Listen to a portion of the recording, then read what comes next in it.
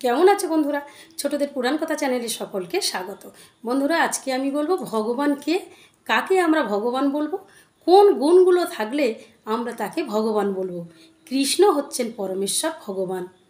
কেননা পরমেশ্বর ভগবান সম্বন্ধে যে সমস্ত বর্ণনা শাস্ত্রে আছে সবই কৃষ্ণের মধ্যে রয়েছে।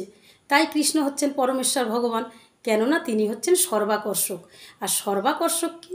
সর্বাকর্ষক হলো যিনি সকলকে আকর্ষণ করেন।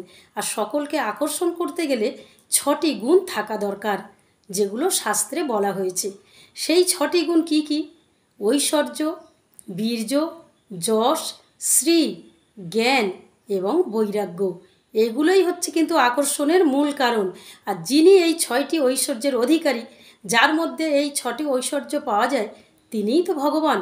আর কৃষ্ণের মধ্যে এই 6টি ঐশ্বর্য সম্পূর্ণরূপে বিরাজমান, তাই তিনিই হচ্ছেন পরমেশ্বর ভগবান।